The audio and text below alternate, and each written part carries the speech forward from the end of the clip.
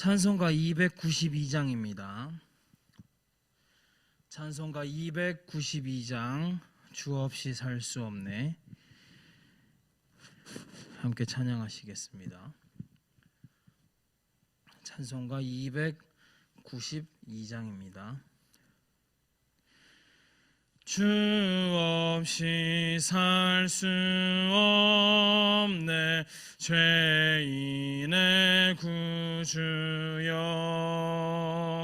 그 귀한 보배 피로 날 구속하소서.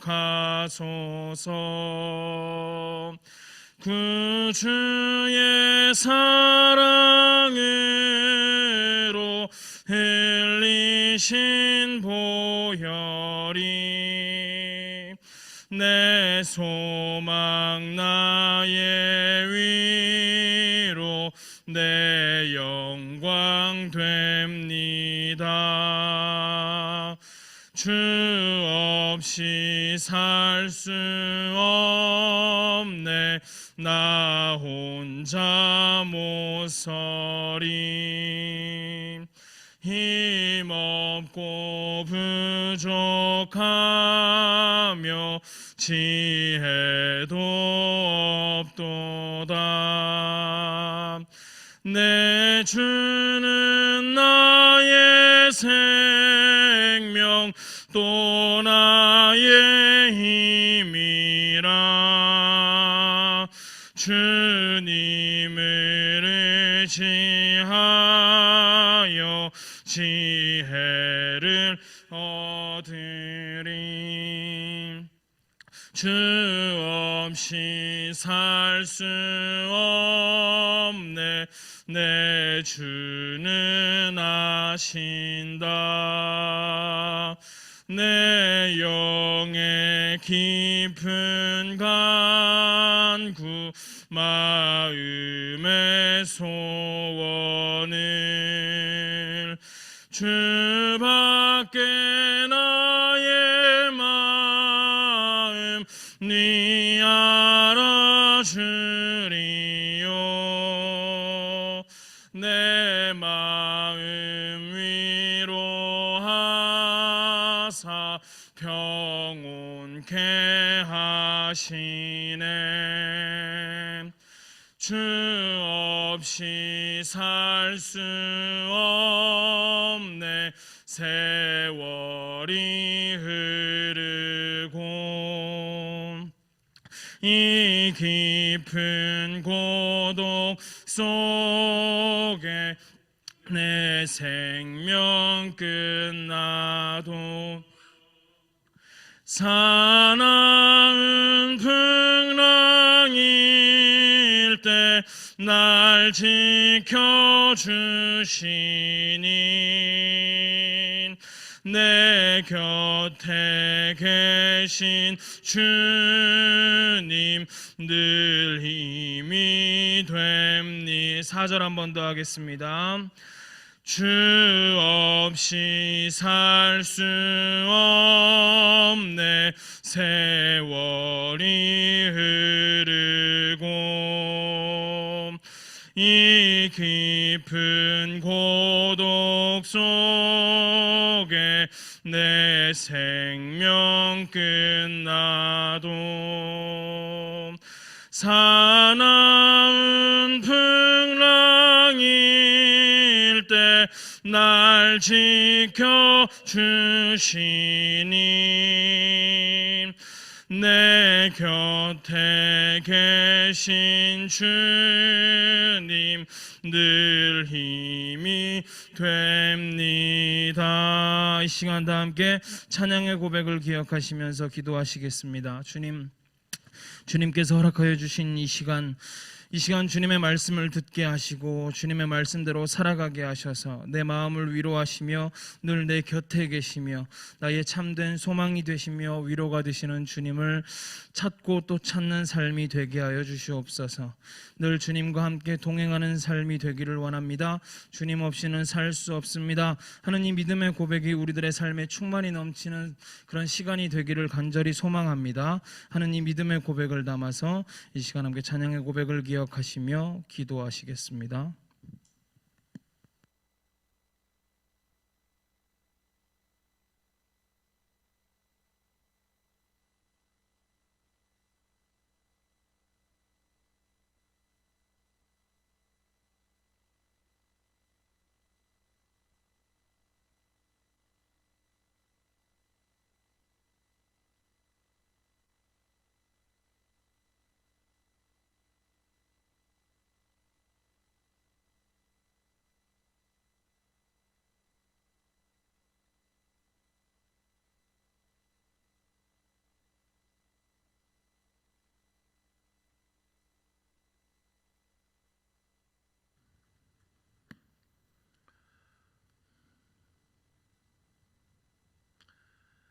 살아계신 하나님 감사합니다.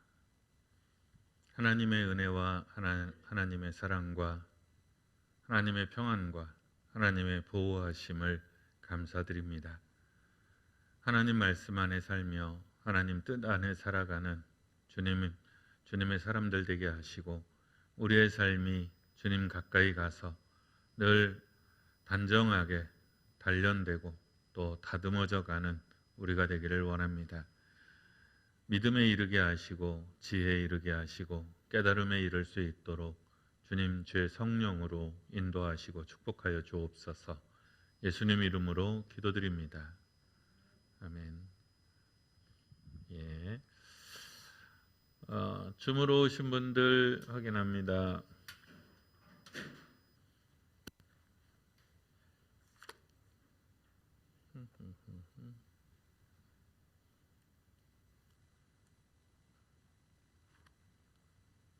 예. 김수영 권사님, 김광숙 권사님이죠. 그 다음에 최태환 장로님, 김영재 원사님, 우리 전은자 원사님, 황희숙 권사님, 박순옥 권사님, 김은주 집사님, 송윤경 권사님, 예, 우리 모험생들. 그 다음에 저기 황토색으로 된 거는 누구죠? 예? 이영화 성도님, 예, 줌으로 들어오셨어요. 반갑습니다. 예? 지금 제 소리가 안 들릴까요?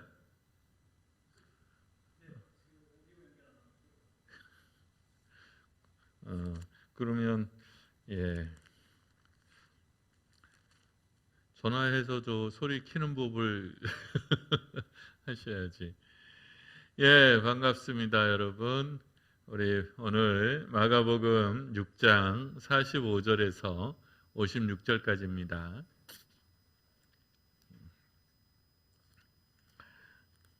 마가복음 6장 45절에서 56절까지 교독하겠습니다.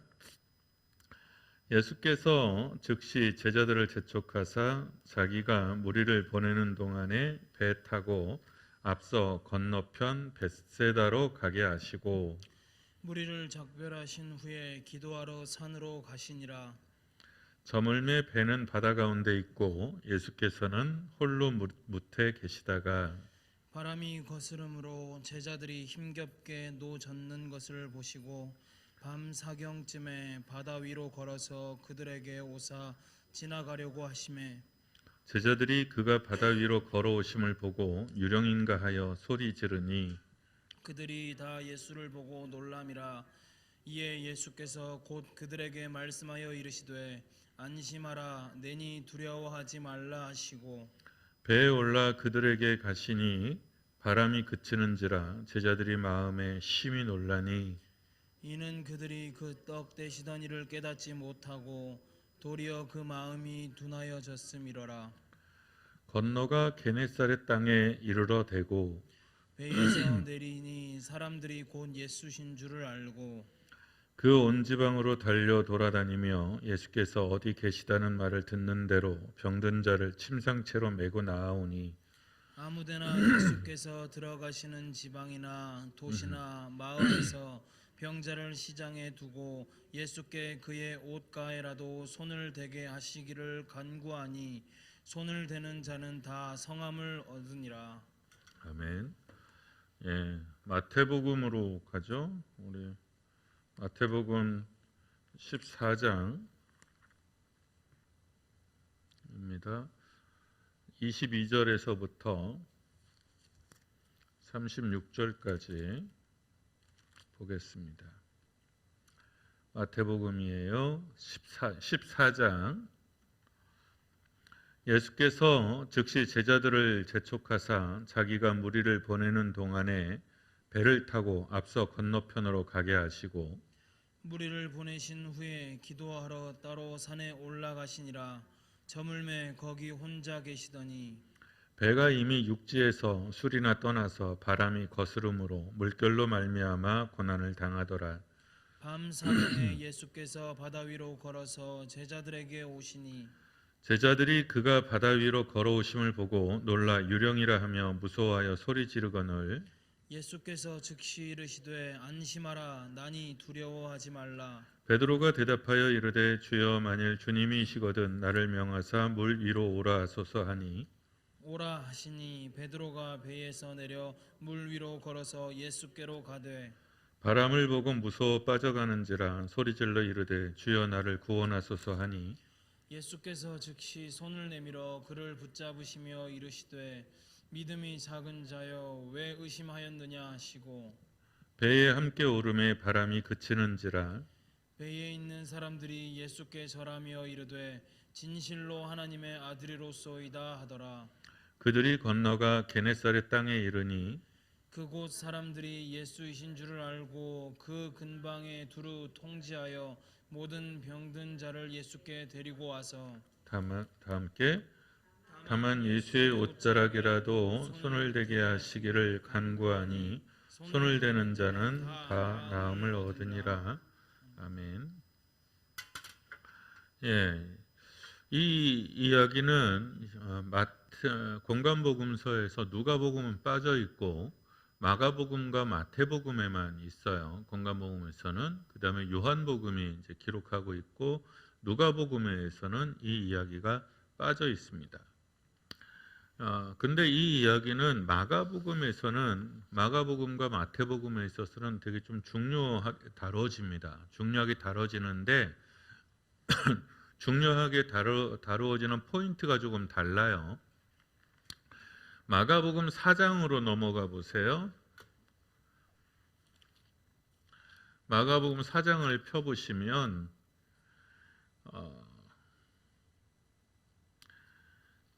이제 예수님께서 이제 제자들을 선택하시고 그 다음에 이제 지금 누가복음으로 보면 뭐 이렇게 사회적인 파문을 일으키시는 일들을 많이 하시죠. 그 다음에 4장에 가면 4장 35절서부터 보면 예수님께서 처음 세례 요한에서 등장을 해서 갈릴리에서 주로 활동을 하셨잖아요. 갈릴리 유대 쪽, 유대 갈릴리도 이제 유대 쪽이 있고 저쪽 이방 쪽이 있었어요. 갈릴리에서 유대 쪽에서 활동을 하시다가 갑자기 4장 35절에서 우리가 배 건너편으로 넘어가자 그렇게 해요. 그래서 어디로 넘어가죠? 거라사로 넘어가요. 그게 마가복음 4장 35절부터 거라사의 이야기가 나와요. 여기서 이제 귀신 들린 사람, 군대 귀신 들린 사람 쫓아내잖아요. 거기서 가르치시고 다시 되돌아오시고 그 다음에 여기서 활동하신 이야기가 오늘 보는 6장까지 쭉 이루어져 있어요. 그리고 오늘 또 똑같죠. 예수님이 오병이어의 기적을 일으키시고 그 다음에 또 배를 타고 이제 패턴이 같아요. 그리고 6장에서 이제 오병이어 기적을 일으키시고 저쪽으로 건너가라 그러는데 이게 이제 조금 그러면 저쪽이 어딘지가 조금 이렇게 본문마다 다른데 일단 벳세다로 가자고 그랬어요. 벳세다로 가자 그렇게 하셨지만 정작 도착한 거는 게네사렛이었어요. 이건 조금 달라요. 예. 벳세다는 좀 북쪽이고요. 게네사렛에서 이렇게 갈릴리가 이렇게 있으면 게네사렛은 요쯤이에요. 티베리아. 그리고 벳세다는 요쯤이거든요. 그리고 가버나움이 요쯤이에요. 그러니까 아마 요쯤에서 오병이어 이제 게네사렛 요쯤에서 아마 오병이어가 있었을 거고 일로 가려다가 못 가고 되돌아온 건지 그거는 알 수가 없어요. 그런데 어쨌든 벳세다로 가려고 했다가 못 갔어요. 근데 요 이야기 배 타고 이동하는 일은 이제 자주 있는데 이 이야기가 왜 중요하냐면 마가복음에서는 예수님의 중기 사역, 우리 주보에서는 이제 말기 사역 이렇게 돼 있는데 이게 조금 헷갈리기는 해요. 이게 어디서부터 어디까지를 중기로 끊을지, 어디부터 어디까지 말기로 끊을지를 찾기가 사실 쉽지 않거든요. 이게 다른 복음서하고 이 시간대가 타임라인이 또 애매하게 안 맞아요. 그러니까 우리가 마태복음을 보면 우리 이 이야기가 마태복음 14장에 있어요. 마태복음 14장에 있다는 말은 예수님의 사역이 이미 말기로 접어들었다는 뜻이에요. 왜냐하면 우리가 다 알다시피 16장이면 예수님께서 가이사랴 빌립보에 가가지고 사람들이 나를 누구라 하느냐 이러시고 내가 이제 고난받고 죽을 거다 이렇게 말씀하시고 곧장 십자가로 예루살렘으로 넘어가는 얘기가 나오잖아요. 그리고 나서 성경의 그 뒷부분의 이야기는 일주일, 예수님이 돌아가시기 일주일의 이야기의 분량이 상당히 길어요. 그러니까 이제 타임라인을 그래서 정하기가 어려운데 이제 마가복음의 입장에서 보면 여기가 중기예요. 여기가 이제 중기 사역이라고 할 수 있어요. 그런데 배 타고 거라사로 가신 이야기로 여기 전에는 이제 초기 사역이라고 할 수 있죠. 예수님이 제자를 선택하시고 갈릴리에서 뭐 활동하시고 여기도 물론 이제 갈릴리에서 활동하시긴 했지만 주 무대가 어쨌든 간에 마가복음에 있어서는 예수님은 지금 1장에서 6장까지는 모조리 다 갈릴리를 떠나지 않았어요. 근데 7장부터는 이제 짤막한 가르침이 나오고 그 다음부터는 곧장 예루살렘으로 넘어가는 얘기들이 나와요. 그러니까 뭐 이제 이야기가 되게 이렇게 급상승하게 돼요. 그러니까 뭐라 그래요? 그 작품의 어떤 전체 뼈대 서사에 있어서 배 타고 간 이야기와 배 타고 간 이야기가 앞뒤로 배치되어 있는 거죠. 그런데 마가복음하고 마태복음의 차이는 마태복음에는 유명한 베드로가 물에 빠진 이야기가 끼어들어요. 요한복음에도 그 얘기는 없는데 그러니까 이 이야기의 활용하는 방식이 좀 다르다는 거죠. 자, 마가복음 보세요. 마가복음 6장 45절 예수께서 즉시 제자들을 재촉하셨어요. 그리고 자기가 무리를 보내는 동안에 배 타고 앞서간 건너편 벳세다로 가게 하셨다는 거죠. 이 이야기는 마태복음과 되게 대동소이해요. 거의 비슷해요. 그런데 여기서도 조금 차이가 있어요. 자, 우선 오병이어의 기적이 오늘 사건의 배경이라는 거는 기억하셔야 돼요. 자, 보리떡 5개 물고기 2마리로 5,000명이 먹었어요. 그것도 저녁 식사에 아주 배불리 먹고 12광주리가 남았어요. 그랬을 때 분위기가 굉장히 뭐랄까요? 막 열광적이지는 않다 할지라도 뭔가 청중들의 기대감들이 잔뜩 부풀어 올랐을 거라는 거는 뭐 명약관화하죠. 그랬을 때 예수님께서 어떻게 하셨냐면 제자들을 먼저 보냈어요. 제자들을 배 타고 먼저 떠나보내게 하시는 거예요. 그리고 5,000명의 그 사람들 이제 집에 이렇게 보내야 되잖아요. 보내는데 그것을 예수님께서 일일이 다 배웅하셨다는 뜻이에요. 예수님께서 자 이제 흩어서 이렇게 보내는 그 일을 예수님이 하시고 12제자는 배를 태워서 벳세다로 저쪽 건너편으로 가도록 하셨다는 거예요. 지금도 이제 그런 기억이 있는데 사랑방교회 이렇게 있을 때 이제 수련회를 거기는 매년 여름 수련회를 해요. 매년 전체 가족 수련회를 하는데 그게 이제 동계 수련회 전체가 있고 하계 수련회가 전체가 있어. 1년에 2번 해요. 그러니까 동계 수련회는 2월 28일, 3월 1일 거기가 딱 못이 박혀 있어요. 그래서 1박 2일 전체가 이제 뭐 어디 가서 하룻밤 이렇게 하고 수련을 하고요. 그다음에 이제 8월 달에는 뭐 2박 3일 하기도 하고 3박 4일 하기도 하거든요. 정교인 수련회를. 그런데 이제 뭐 내가 가장 기억에 이제 세게 남아 있는 거는 그걸 다 해. 다 하고 나서 이제 그 장소에서 이제 마지막 예배 드리고 뭐 식사하고 이제 흩어지잖아요. 흩어지면 이제 정 목사님이 그 문 앞에서 딱 서서 다 보내요. 그러니까 온 교인들을 다 일일이 다 이제 환송한다 그러죠. 배웅하고 그리고 나서 이제 교육자 팀이 이제 출발을 해요. 근데 아니 그 목사님이 되게 피곤하시거든요. 그리고 이제 그 양반도 그 설교 준비나 이게 되게 늦게 끝나요. 그래서 거의 밤을 새다시피 해요. 그러니까 이제 그 마지막 날쯤 되면 이게 눈이 빨개 빛이 터져가지고 그러니까 제가 봤을 때는 그냥 밥 먹고 일찍 당신 올라가서 쉬면 내가 보기에는 훨씬 좋을 것 같은데 늘 그렇게 하세요. 그런데 이제 저는 그게 조금 뭐 그렇기는 하지만 되게 보기가 좋았어요. 이렇게 인상이 굉장히 깊게 박혀 있어요.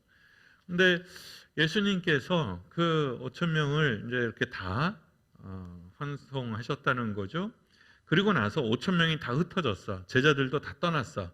그래서 어떻게 해요? 예수님은 거기에 홀로 남았어요. 이게 참 중요한 거죠. 그리고 무리들을 작별하신 후에 예수님이 뭐 하셨냐면 기도하러 산으로 홀로 가셨다는 거예요.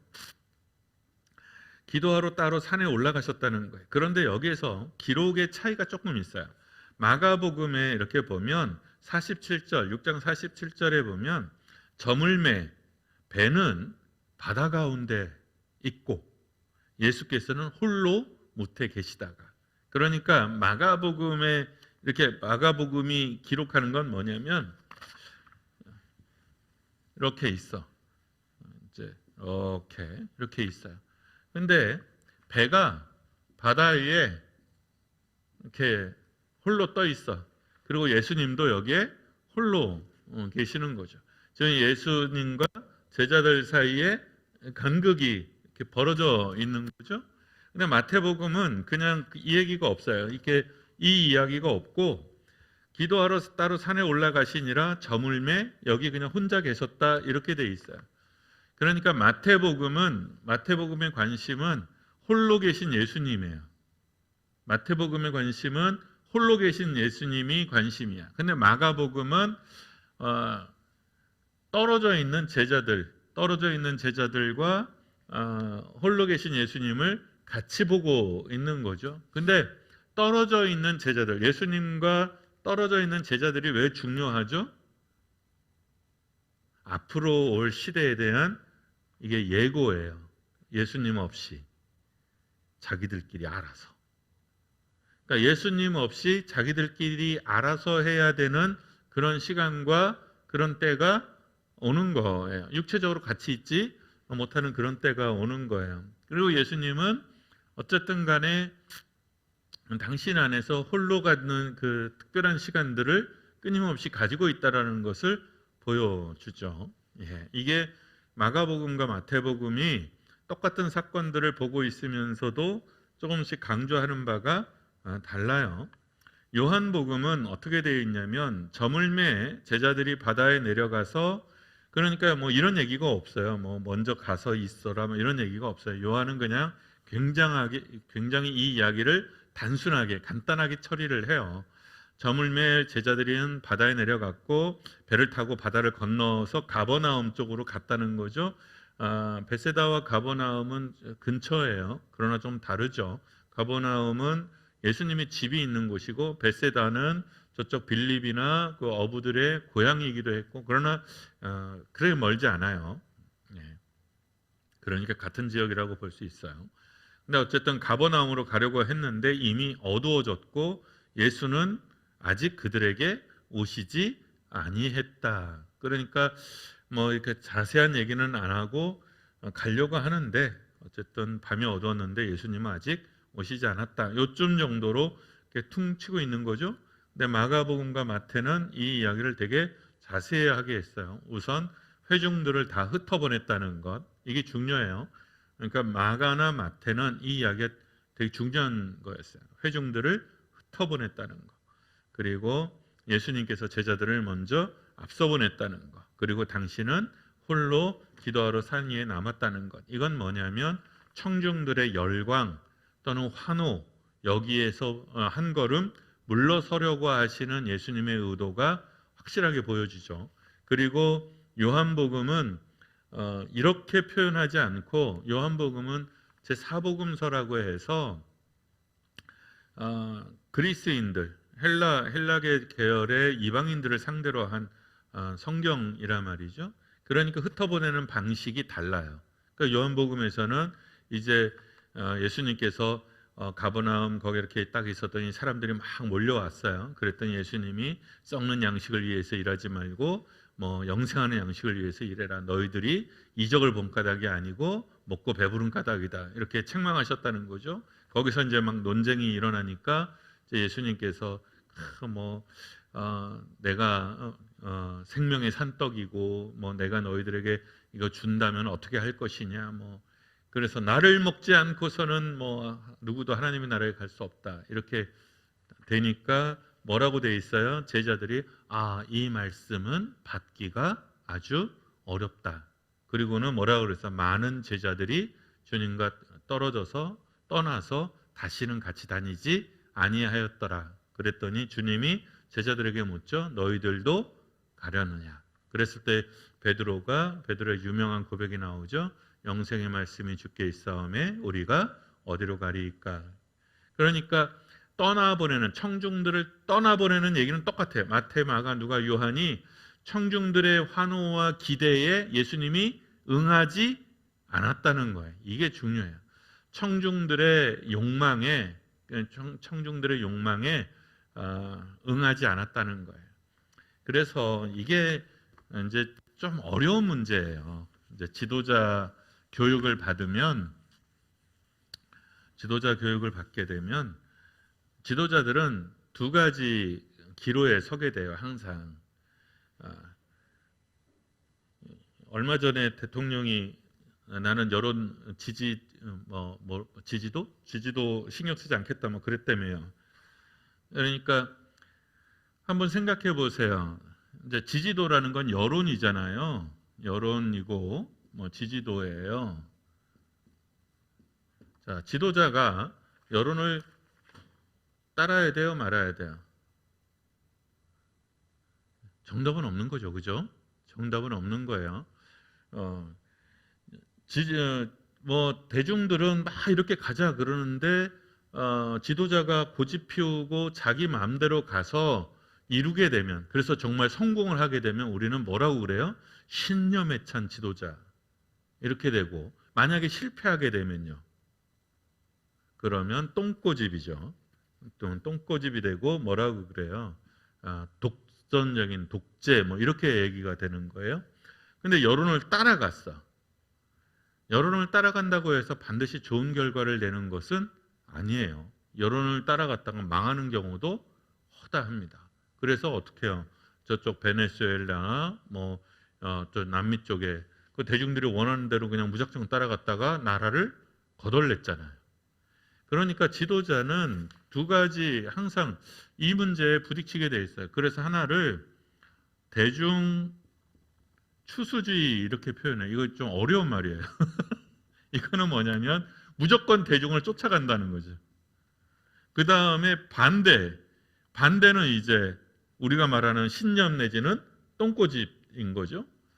그러니까 가끔 이제 장로님들이나 권사님들이 우리 목사님 고집이 장난이 아니시다. 어느 교회에서나 이거는 다 어느 목사나 다 듣게 되어 있어요. 왜 그러냐면 지도자는 자기가 추구해 가야 되는, 그 다음에 조금 더 멀리 보는 그 어떤 것들이 있어요. 그래서 어떤 요구들을 들어줄 때, 이 요구를 들어주면 당장은 좋겠지만 장기적으로 공동체 해악이 될 거다라고 생각을 하면 사람들이 다 반대를 하더라도 고집을 피우게 돼요. 어느 정도까지는. 그렇죠? 아니면은 이제 이거는 내 영역이 아니고 내가 전문가가 아니니까 이거는 뭐 이렇게 하는 게 좋겠다 그러면 이제 따라가기도 하고, 따라가다가 망하기도 하고, 이거는 뭐 다 케이스 바이 케이스예요. 그러니까 예수님은, 그런데 어쨌든 간에 전체적으로 이렇게 읽어보면 이렇게 속된 말로 죽으려고 빽쓰신 분, 그러니까 죽으려고 애쓰신 분처럼 보여요. 그러니까 대중들에게 설교하고 대중들에게 말씀을 전하면서도 대중들의 욕구에는 응하지 않아요. 그러니까 대중들의 필요는 채워져요. 그죠? 아픈 사람들이거나 뭐 그거는 정말 끼니를 계속 예수님이 피하시잖아, 사실은. 그죠? 계속 산으로 가고 기도하고, 그럼에도 불구하고 고쳐줄 사람들은 다 고쳐줘. 그러니까 약하고 연약한 것은 책임져 주시는데 어떤 선을 넘어가는 욕구에 대해서는 예수님이 딱 선을 그어요. 거기에 대해서는 응답하지 않아요. 그리고 되게 세게 비판하고 비난하죠. 그래서 어떻게 해요? 청중들이 많은 은혜를 받았음에도 불구하고 예수님에 대한 지지를 거둬들이는 이유들이 거기에서 이제 생겨나는 거예요. 근데 마태, 마가, 누가, 요한, 사복음서가 공통적으로 얘기하는 것은 우리는 하나님의 말씀을 전하고 하나님의 나라를 세워가는 사람들로서 세상의 요구와 욕구, 어느 부분에 있어서는 세상의 요구를 들어야 하지만 어떤 부분에 있어서는 거기에 응하지 않아야 된다는 거죠. 그게 일단 이제 본질 같은 거예요. 예. 그 다음에 홀로 계신 예수님, 떨어져 있는 제자들. 예. 상상해보세요. 배는 바다 가운데 있고, 배는 바다 가운데 홀로 떠 있고, 예수님은 산등성이에서 홀로 계시고, 그 상황은 바다 위에 홀로 떠 있는 배는 내 인생의 배일 수도 있고 한길교회일 수도 있고, 그죠? 또 나는 여기에 있고 우리 애는 저기에 있어. 사랑하지만 그렇죠? 저 삶은 자기가 걸어야 되는 거예요. 어느 순간에서는. 그렇죠? 그랬을 때 예수님이 제자들을 위해서 할 수 있는 일, 이런 거예요. 우리는 또 뭘 할 수 있는지, 그런 거. 48절에 그랬더니 가는 날이 장날이죠. 바람이 거스름으로 제자들이 힘겹게 노젓는 것을 보시고 밤 사경쯤에 바다 위로 걸어서 뭐 이렇게 하셨다는 거예요. 이 48절에 보면, 마가복음 6장 48절, 바람이 거스름으로 제자들이 힘겹게 노를 졌다는 거죠. 마태복음은 14장 24절에 배가 이미 육지에서 술이나 떠나서 바람이 거스름으로 물결로 말미암아 고난을 당했다. 다 같은 말이기는 한데 마가복음의 표현이 훨씬 더 힘든 것을 직선적으로 표현하고 있어요. 이제까지 제가 인생에서 살면서 어려운 거, 힘든 거를 이제 해봤는데 제일 힘든 것 중에 하나가 겨울에 땅 파는 거야. 겨울에 삽질하는 거. 그거 정말 사람이 할 짓이 못해. 땅땅 엉 거 그거 삽질로 땅 파는 거요. 그게 보통 일이 아니더라고요. 그것도 사람이 죽어서 묘를 파는 일이었는데 정말 안 파지더라고요. 그 다음에 하나가 맞바람을 봤는데 노를 젓는 거예요. 데이트할 때 배 타보셨어요? 이거 이선재 장로님은 해보셨다 그러고, 유명 집사님은 그런데 안 데리고 가요? 안 집사가? 딴 분들은 안 물어볼게요. 고개를 숙이는 거 보니까 안 가본 것 같아. 왜 안 가보셨을까? 그래도 이렇게 강 같은 데 가면 오리배들도 많고 그런데 한 번쯤은 타보시지. 근데 그거 실제로 해보면요, 싸우면서 나오는 커플 되게 많아요. 그리고 그 자전거 있잖아요. 두 명이 커플이 타는 자전거. 그거 타다가 싸우는 커플도 제법 많아요. 그게 되게 어려워요, 실제로. 그리고 저 같은 방향치는 정말 힘들어요. 우리도 한 두 번 타본 것 같아요. 배가 앞으로 안 가. 배가 앞으로 안 가. 배가 뱅글뱅글 돌아요. 처음에는 가죠. 어느 정도 갔다가 그 다음부터 원하는 대로 안 가요. 그러면 이제 막 공격 들어오죠. 왜 왼쪽으로 하래니까, 뭐 오른쪽으로 하래니까 그러면 이제 싸워요. 근데 물결을 이기는 것도 힘든데 배가요. 이 정도 사람이 많이 탔잖아요. 적어도 12명 이상, 12명 훨씬 15명에서 아마 20명 정도 탔을 거라고 추측을 하거든요. 20명 정도 탄 배가 바람의 힘이 아니라 노의 힘으로만 가야 될 때, 그것도 바람을 안고 물결을 이기면서 가는 거는 무지하게 힘든 일입니다. 정말 이건 무지하게 힘든 일. 앞으로 거의 안 나가요. 제 생각에는 이게 바람이, 그러니까 벳세다로 가려고 했다가 이게 물결에 떠밀려서 게네사렛 쪽으로 밀려 나오지 않았느냐 싶습니다. 그러니까 밤새 해보니까 게네사렛이 뚝 나온 거죠. 형님이 거기에서 왜 나와? 뭐 이쯤 되는 거가 아니었을까 싶어요.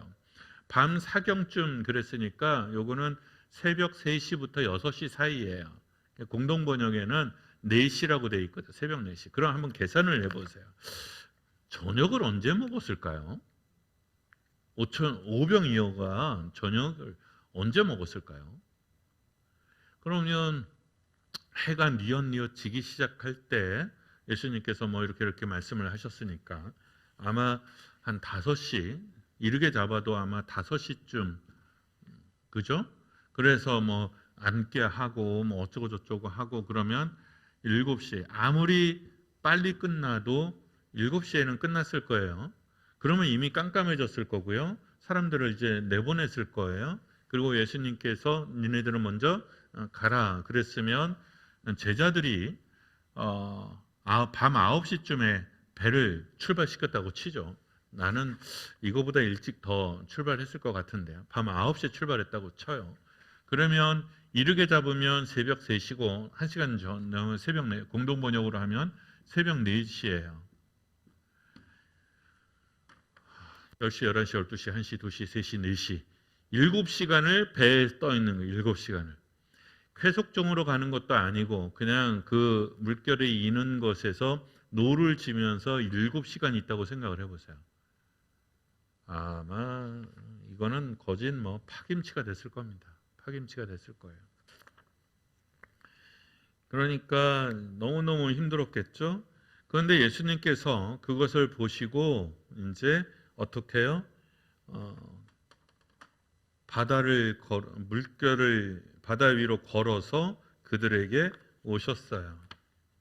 자, 표현이 이렇게 되어 있죠. 바다 위를 걸어서, 제자들에게 오셨어요. 이거 전에 한번 설교했죠. 기억하시는지 모르겠는데 물 위를 걸어서라도 찾아오시는 주님, 이렇게 제목을 그렇게 잡았던 것 같아요. 바다 위를 걸어서라도 찾아오시는 주님. 그러니까 예수님께서 이제 그러니까 배가 보였다는 건 얼마 못 갔다는 뜻인 것 같아요. 이제 육안으로 보면 이제 4km까지는 볼 수 있으니까요. 바다 위를.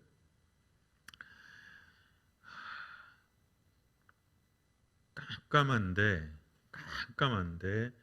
바람은 거스르고 물결은 높아. 그런데 저 멀리서 십부연 존재가 바다 위를 뭔가 다가와. 그랬더니 제자들이 시겁했다는 거죠. 지금 우리는 이제 깜깜하다라는 거를 우리가 서울 사니까 잘 못 느끼는 것 같아요. 근데 진짜 가끔 이제 그 시골 요번에 그 학생부 수련회 갔던 그 정도만 돼도 집에 불이 딱 꺼지면 이게 딱 나와서 불이 딱 꺼지면 정말 그렇게 깜깜할 수가 없어. 정말 불빛 하나도 없이 깜깜해요. 칠흑 같다 그러죠. 근데 그게 바다야.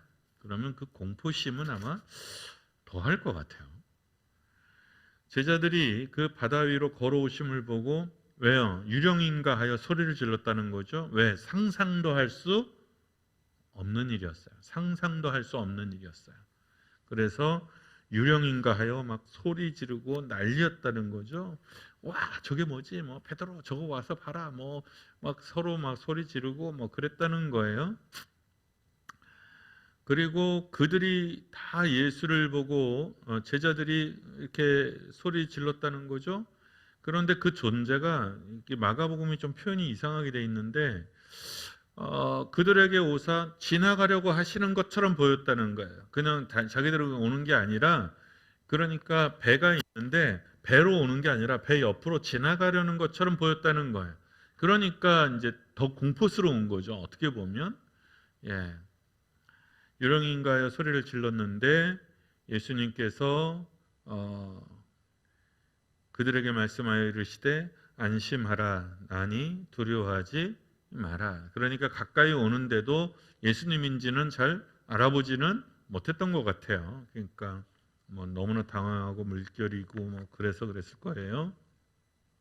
이거는 뭐 똑같아요. 50절 27절 예수께서 즉시 이르시되 안심하라 나니 두려워하지 마라. 예. 사실은 두려워하지 않을 수가 없기도 해요. 우리가 실제로 어려움을 만나게 되면 마음이 흔들리죠. 어려움을 만나게 되면 마음이 흔들려요. 마음이 흔들리면 어떻게 돼요? 세상이 흔들려요. 세상이 흔들려 보여요. 내 마음이 흔들리기 때문에 내 시선이 흔들려 보여요. 그래서 흔히 이렇게 표현해요. 피아가 구분이 되지 않는다. 너와 내가 구분이 되지 않아요. 적과 아군이 구분이 되지 않아요. 이게 나를 도우려고 하는 말인지 나를 해치려고 나를 속이려고 하는 말인지 구분하기가 너무너무 어려워요. 그래서 우리가 이렇게 보면 저렇게 똑똑한 사람이 저렇게 많이 배운 사람이 저런 말에 속았을까? 저런 사람한테 속아 넘어갔을까? 그런 일들이 왜 일어나느냐면 평상시라면 안 속을 말이고 평상시라면 우리가 안 넘어갈 말이기는 한데 어려운 일이 생겨요. 그걸 제가 뭐라고 표현하면 샬롬이 깨지면 항상 판단이 세상이 흔들려 보이게 돼 있어요. 근데 그 샬롬이 깨지는 때가 나쁜 때만 있는 게 아니라는 거예요. 나쁜 때만 있는 게 아니라 좋은 때도 있어요. 내가 너무 기쁘고 너무 즐겁고 너무 행복하면 어떻게 해요? 실수가 나와요. 왜? 내 마음이 평정했기 때문에 나를 해치는 말인데도 내가 못 알아들을 수 있어요. 어려울 때도 그래요. 그래서 뭐가 중요하냐면 인격의 무게, 신앙의 무게, 기도의 무게가 중요해요. 그게 언제 일어나느냐? 평소에는 구분이 잘 안 나는데 위기의 때에, 참 좋은 때에 나는 그게 명언인 것 같아요. 누구야? 우리 초롱이 축구 대표 선수 이영표 선수가 뭐라고 얘기를 했냐면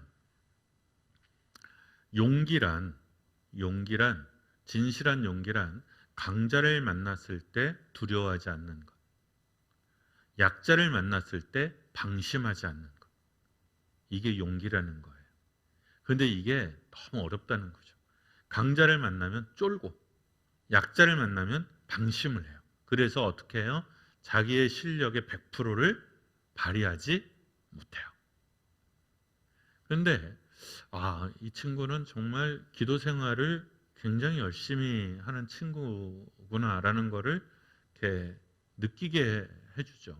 그러니까 그거는 어떤 삶의 고비 속에서 어떤 마음의 평정을 수도 없이 빼앗겨 본 사람의 이야기인 거예요. 실제로 강한 적을 만나서 두려움에 붙잡혀서 제 실력을 발휘하지 못한 때도 있었을 것이고 또 어떤 때는 약하다고 생각했던 상대에게 방심하다가 한번 되게 당한 경험도 있었을 거고요.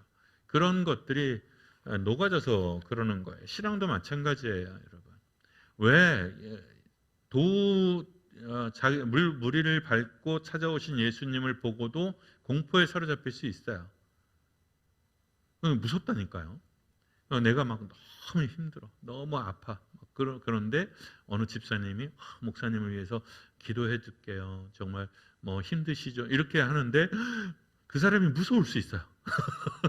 이상하게도, 그죠? 무서울 수 있다니까요. 또는 뭐 신천지나 막 이런 사람들이 뭐 돕는다고 손길 내미는데 그것을 덥석 잡을 수도 있어요. 예. 그래서 세상이 흔들리는, 이거는 불교 격언이에요. 세상이 흔들리는 건지 내가 흔들리는 건지를 돌아보라는 것이죠. 세상이 흔들리는 건지 내가 흔들리는 건지, 내가 흔들려서 세상이 저렇게 보이는 건지, 아니면 세상이 흔들려서 정말 내가 그렇게 보이는 건지, 그거 구분하는 게 사실 쉽지 않아요. 그런데 그것을 위해서 여러분 잘하고 계시는 거예요. 성경 열심히 읽으시고 기도 열심히 하시고, 그리고 신앙인들의 가장 강력한 무기는 묵상이에요. 묵상이에요. 그래서 자꾸 읊조리셔야 돼요. 마음으로 암송하셔야 돼요. 그게 우리가 잘 알잖아요. 이렇게 멋있는 말들을 아무리 해도 저 문을 열고 나가는 순간 다 잊어먹어요. 쓰고, 그러니 외우세요. 외우고 묵상하세요. 제일 좋은 묵상은 말씀을 묵상하는 거예요. 성경을 암송하는 게 제일 좋아요.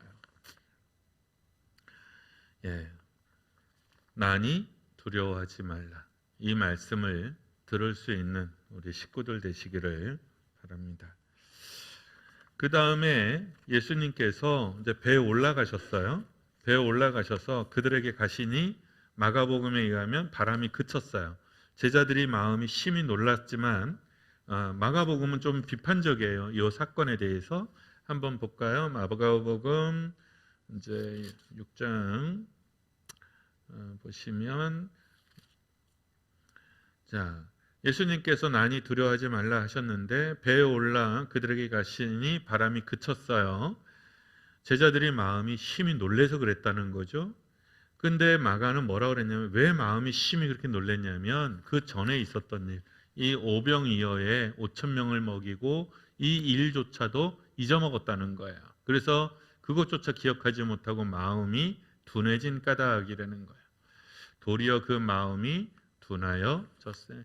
오병이어를 먹이시던 그 일의 의미도 까먹어서 마음이 둔해졌어.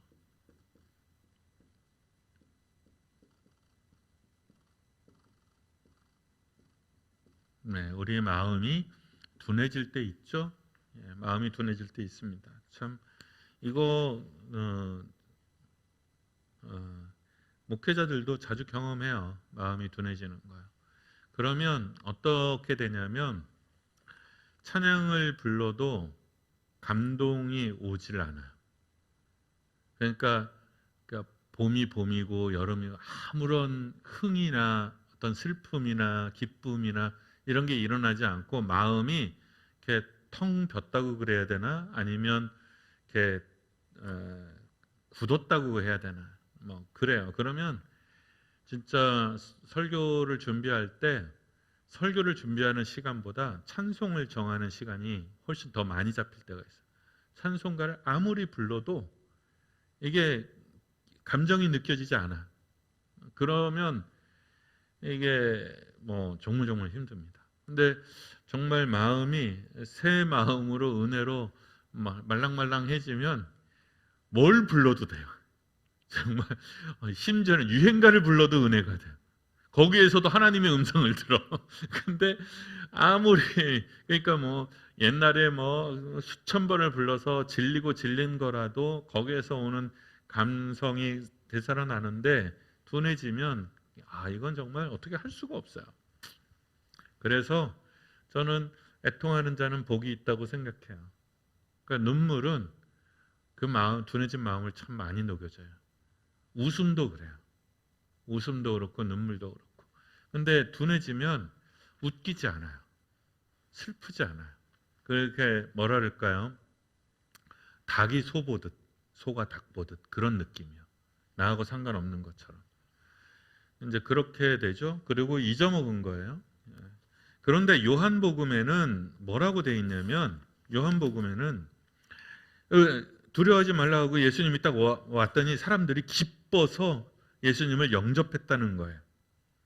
요한복음은 그렇게 끝을 맺었어요. 근데 마가복음은 물론 사람들이 안심해죠.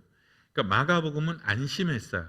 안심했다는 것에 마가가 문제 삼은 것은 안심할 수밖에 없었던 두려움과 공포를 문제 삼았어요. 근데 요한은 그거 문제 삼지 않아요. 그냥 올라왔는데 그거 보고 사람들이 너무 기뻐하고 좋아했어요. 그러니까 문제 해결자로서의 예수님의 모습이 요한복음에 나타나고 마가복음은 마음이 둔해진 사람들 기억하고 기억해라 라는 메시지가 들어와 있는 거죠.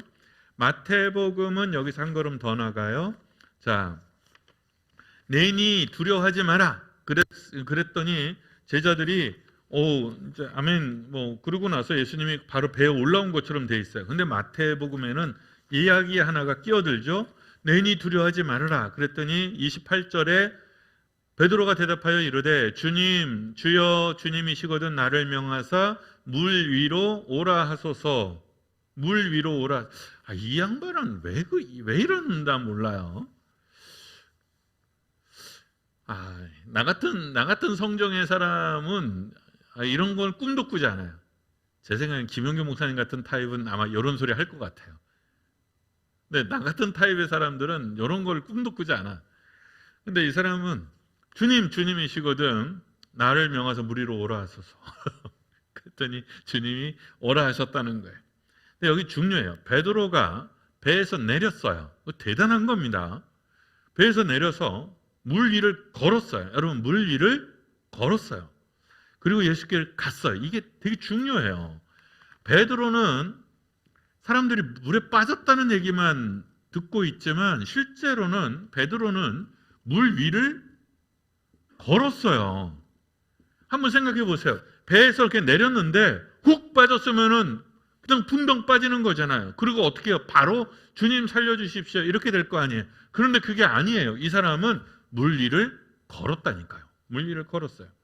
그랬는데 물 위를 걸어서 가는데 바람이 장난 아니게 오는 거예요. 그럴 때 물결이 더 높은 물결도 오는 거죠. 뭘 봤어요? 물결을 봤다는 거예요. 바람을 보고 물 위를 걷는데 베드로가 뭘 봤다고 그래요? 바람을 봤대잖아요. 바람을 봤어요. 바람을. 그래서 어떻게 빠져요? 바람을 보니까 뭐가 물려와요? 무서움이 물려오는 거예요. 자, 물 위를 걷는 거는 이건 비상시국이잖아요. 지금 그러면 뭘 봐야 돼요? 평소에도 주님만 바라봐야 되는 판국에 물 위를 걷는데 바람이 보이면 돼요, 안 돼요? 하나님을 봐야 되는 순간이 있잖아요. 그런데 강대한 적군이 보이고 강고한 성이 보이면 가요, 못 가요? 못 갑니다. 못 간다니까요. 그러니까 물 위를 걸었어요. 그런데 바람을 봤다는 거예요. 이 바람이 뭐겠어요? 우리 입장에서는 우리가 겪고 있는 현실, 그죠? 또는 내 능력, 그죠? 이런 것들이 우리가 보는 것들이에요. 내가 가지고 있는 상처, 내가 가지고 있는 실패의 경험, 또는 내 능력, 다가오는 어떤 그런 것들. 그리고 이제 자기 비하에 빠지기도 하죠. 내가 전에도 실패했는데 또 실패할 거다. 그러면 어떻게 돼요? 쫄아요. 그러면 쪼는 거야. 바람을 보고서 무서워했어요. 그래서 어떻게 됐냐면요. 무서워 빠져가는지라 이렇게 돼 있어요. 무서워서 빠져가는지라 몸이 잠겨가기 시작했다는 거예요. 풍덩이 이게 아니고 잠겨가기 시작했다는 거예요. 다행히 이제 물이니까 그걸 모르는 바보는 없겠죠. 그렇지만 믿음은 몰라요, 여러분. 개구리가 물에다가 이렇게 개구리를 넣고 물을 삶으면 개구리가 처음에 모른대잖아요. 자기가 죽어가는지 물이 뜨거워가는지 모른다잖아요. 그런 거와 같은 거예요. 그런 거 같은 믿음이라는 게 우리의 착각이죠. 내가 20대에 뜨거웠어. 내 30대 헌신적이었어. 그 믿음이 평생 가는 줄 알아. 평생 가지 않습니다. 이거는 바둑의 격언과 똑같고요. 그 다음에 이 피아노 이런 악기 다루는 사람들의 고백과 똑같아요. 둘 중에 하나예요. 줄든지 늘든지. 실력이 줄든지 늘든지. 가만히 있지는 않아. 안 하면 어떻게 해요? 하루만 안 하면 자기가 알고 잘 모르겠던데 나는. 그런데 정말로 속도가 완만하기는 해요. 완만해서 완만하게 가기 때문에 내 실력이 주는지 느는지 모를 수 있어요. 너무나 완만. 급전직하하면 금방 알죠. 그거를 우리가 어떻게 하냐면 사람의 건강이 그래요. 사람의 건강. 나는 건강 생각해 보면 이제 가끔 선배 목사님들한테 이제 물어보거든요. 근데 이제 어느 목사님이 했던 대답이 기억해요. 김영삼 대통령을 기억하냐? 김영삼 대통령. 기억하죠. 김영삼 대통령은 평생 조깅을 했었죠. 새벽에 일어나서 몇 킬로씩 뛰었잖아요. 근데 어느 날 조깅을 하다가 쓰러져요. 그래서 이제 의사가 와서 이제 진료를 하는데 의사가 뭐라고 얘기하냐면 70대 노인이 하기에는 조깅은 과한 운동이다. 그러니까 이 양반은 70이 넘어서도 조깅을 새벽에 한 거잖아요. 어마무지한 체력이죠. 그런데 어느 날 어제까지는 됐어. 어제까지는 됐는데 오늘부터 안 되는 거예요. 그리고 이제 수영으로 바꿨다는 거죠. 근데 징후는 있었을 거라는 거예요. 징후는. 이제 그 목사님 그 예를 들면서 완만하게 내려간대요. 사람의 건강이. 그다음 어느 순간에 툭 떨어진다는 거예요. 그리고 완만하게 내려간다는 거예요. 그리고 또 어느 순간에 툭 떨어진다는 거죠. 근데 제가 이거를 언제 겪었냐면 암 환자들 되게 보면 그래요. 이렇게 완만해요. 완만하게 오르락 내리락 오르락 내리락 오르락 내리락 그래요. 그래서 어떤 큰 병에 걸리면 제가 항상 이렇게 권면해요. 일희일비하시면 안 됩니다. 약을 먹거나 조금 하면 좀 좋아지거든요. 그러면 사람들이 희망을 가져. 금방 나을 것 같아. 그런데 그게 어느 정도 지나면 툭 떨어져요. 또. 그러면 죽을 것 같아. 그러면 또 막 낙심하게 돼요. 그러면 좋았다 나빴다 좋았다 나빴다 그러면 희망과 절망 사이를 막 오르락내리락하면서 스스로 괴롭히다가 어느 순간에 되면 지쳐버려요. 근데 그러지 않아요. 한 방에 낫지 않아요. 큰 병이잖아. 한 병에 나을 리가 없잖아요.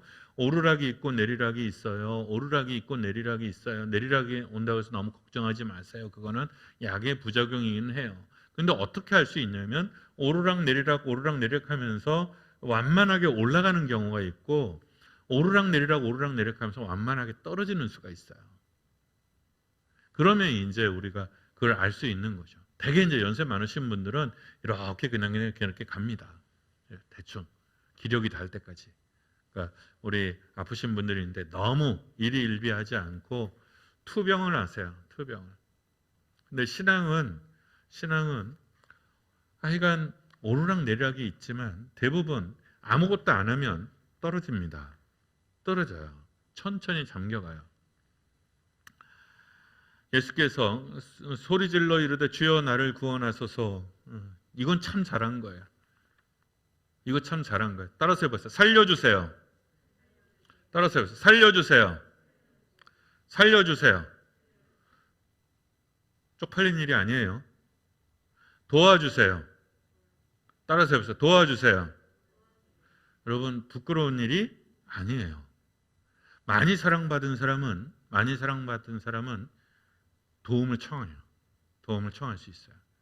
그런데 많이 사랑받지 못한 사람들이 자존심 세우고 체면 세우고 이러면서 도움을 못 청해요. 그래서 죽어요. 제가 딱 한 번 그래서 죽을 뻔한 적이 있어요. 수련회 가서 진짜로 홍천강에서. 홍천강이 그 강원도 강이요. 어떻게 돼 있냐면 물이 이렇게 돼 있어요. 그 뇌가. 그러니까 여기는 얕아요. 허리 정도밖에 안 돼요. 근데 요쯤에서 갑자기 툭 떨어져요. 갑자기 툭 떨어져요. 그래 이제 막 물놀이를 막 하다가 내가 딱 알죠. 내가 여기까지만 나가야 된다는 걸 아는데 좀 수영 잘하는 분들이 여기서 놀더라고요. 근데 약간 깨름직했는데 갔는데 딱 들어가는 순간에 꼬르륵 하더니 땅이 발에 안 닿이는 거예요. 딱 떨어졌는데 한 뼘 이렇게 데이더라고요. 제가 수영을 하기는 하는데 얼마 못 가거든요. 근데 이때는 제대로 하지도 않을 때인데 집사님은 바로 앞에 있고 나는 여기서 꼬르륵 하고 있고 나는 전도사고 정말 쪽팔려서 살려달라고 할 수가 없었어요. 이미 물은 많이 먹었고 죽을 뻔했어요. 그래도 침착하게 걸어서 나왔어요. 물 위를 걸어서 한 6발자국 걸어가니까 이렇게 얼굴이 나오더라고요. 제가 침착해요. 근데 생각해 보니까 사실 여기서 그 목사님 아들이 죽었거든. 여기서. 그러니까 그때 생각해 보면 미련한 짓. 여러분 살려주세요. 도와주세요. 이거 부끄러운 말 아니에요. 나 힘들어요. 외로워요. 나 힘들어요. 나 외로워요. 살려주세요. 도와주세요. 부끄러운 말이 아니에요. 이 이야기를 듣도록 목사가 있고 구역장이 있고 장로가 있고 권사가 있고 옆에 친구가 있는 거고 부모가 있고 선생이 있는 거거든. 여러분은 고아가 아니에요. 여러분은 고아가 아니에요. 그러니 고아처럼 사시면 안 돼요. 우리는 주님 구세주잖아. 구세주는 뭐죠? 주님 살려주세요. 난 아파 죽겠어요. 나 외로워 죽겠어요. 나 힘들어서 죽겠어요. 그거 믿음 없어서 하는 말이 아니라 믿음이 있어야 할 수 있는 얘기예요. 믿음이 있어야 주님 나 좀 살려주세요를 할 수 있어요. 주님은 우리의 구세주십니다. 물 위를 밟고서라도 오시는 분이십니다. 그것을 잊지 않으시기를 바랍니다. 믿음은 천천히 가는 거예요. 맛이 가는 건 그렇게 갑니다. 그러다 어느 날 훅 가요.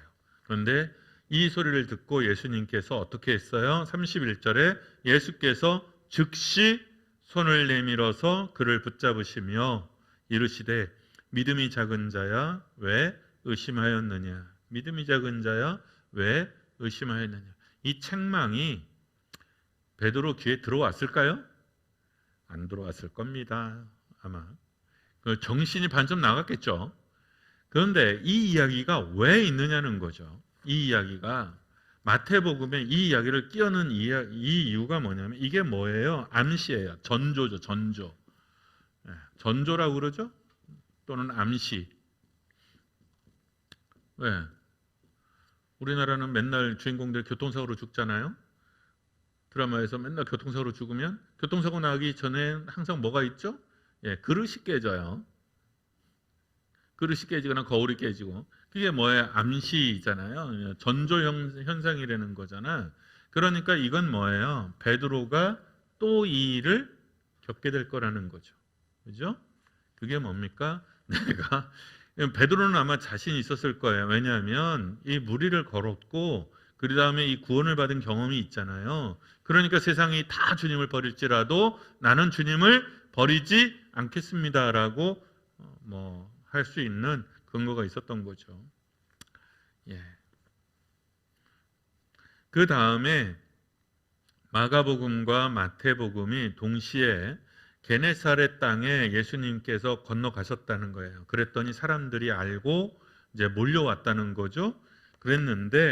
몰려왔는데 되게 센 얘기를 하고 있어요. 마가복음에 보면 55절에 병든 자를 침상채로 메고 나왔다는 거죠. 병든 자를 그 침상채로 메고 나와서 구원 얻은 중풍병자의 이야기가 있잖아요. 그런데 이때는 막 사람들이 너도 나도 할 것 없이 할 수 없으면 침상채로라도 들고 예수님께 왔다는 거죠. 그리고 사람들이 두루 통제해서 야 예수가 여기에 있다, 예수님이 여기 계시다라고 해서 사람들이 잔뜩 몰려왔다는 거예요. 그리고 사람들이 와서 청하기를 그의 옷에라도 손을 대기를, 옷을 만질 수 있게 해달라고만이라도 청했다는 거죠. 그리고 실제로 예수님의 옷자락을 만지는 사람은 다 나음을 입었다는 거예요. 이게 뭐예요? 예수님의 전성기입니다. 예수님의 최전성기예요. 그러니까 지금까지는 사람들이 청하면 예수님이 묻고 안수하시고 낫고 막 그랬는데, 이제는 사람들이 어떻게 됐어요? 다 믿게 됐어요. 저 사람은 하나님이 보내신 사람이고 옷자락이라도 만지면, 잡으면 구원을 얻는다, 낫는다라는 믿음이, 자발적 믿음이 생긴 거예요. 그러니까 그 믿음으로 막 옷만 잡으면 되는 거예요. 그러니까 그러나 이런 현상도 늘 말씀드린 한시적인 거라니까요. 예. 예루살렘에서는 안 통했어요. 자, 그래서 뭐예요? 예수님의 첫 전성기예요. 그래서 마가복음의 입장에서는 중기 사역의 마지막, 이제부터 7장부터는 예수님 사역이 말기 사역으로 접어드는 거죠. 이제 3년 반이라고 치면 이제 3년까지의 시간이 6장에서 이미 끝났어. 그리고 이제 한 6달의 이야기가 7장서부터 되는 거죠. 되게 빨리 진행되는 거예요.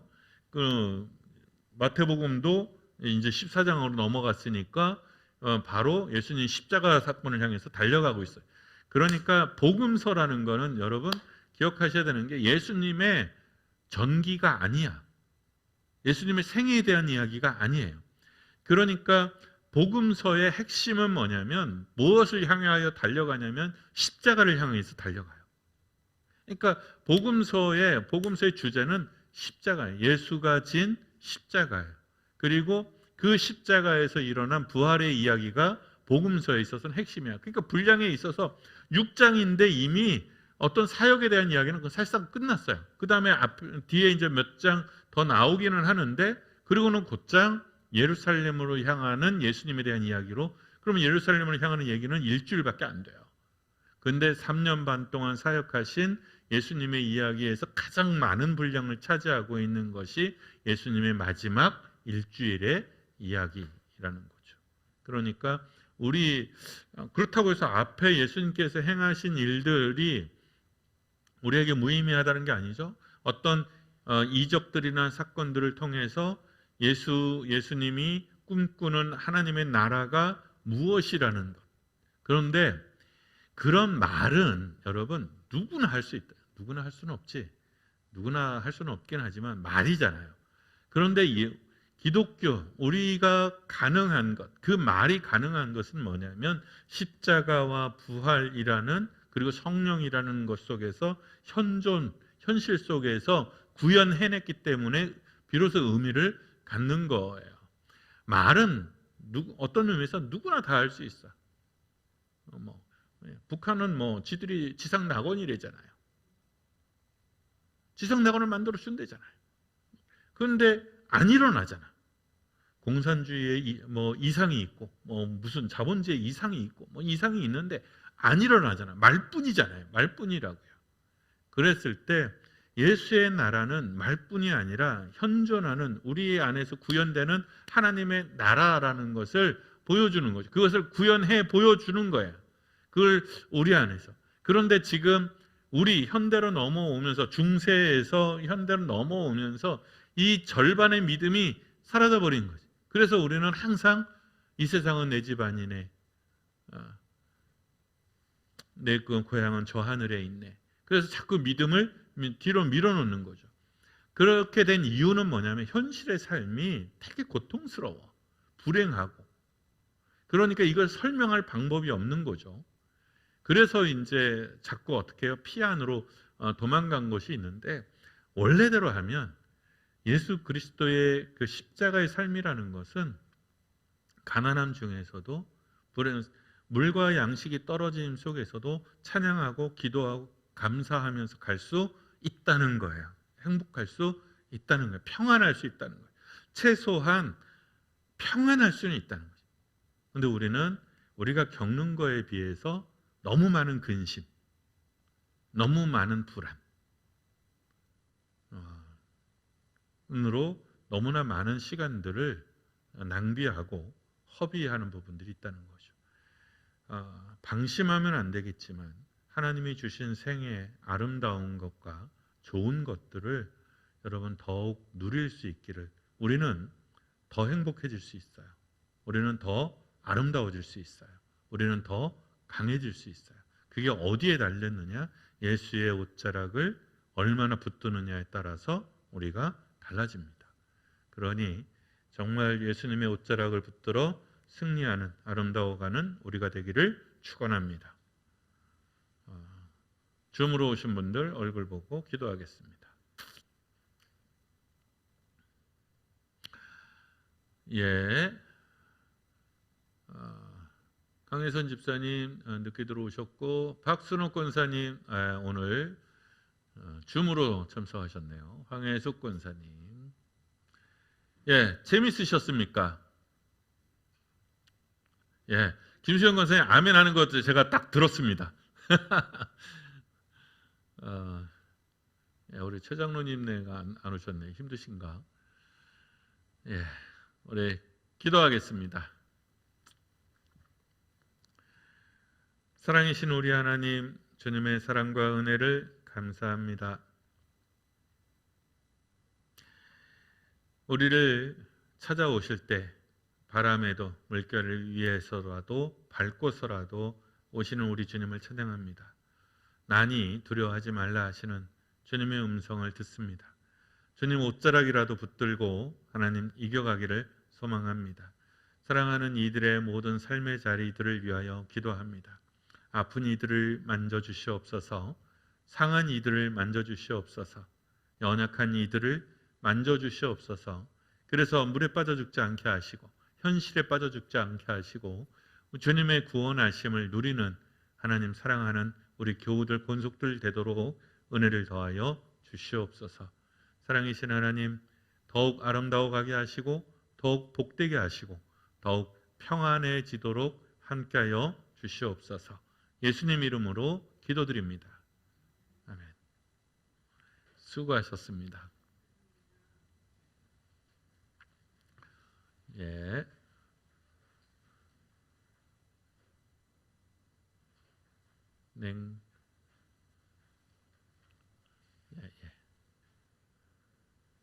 평안하십시오.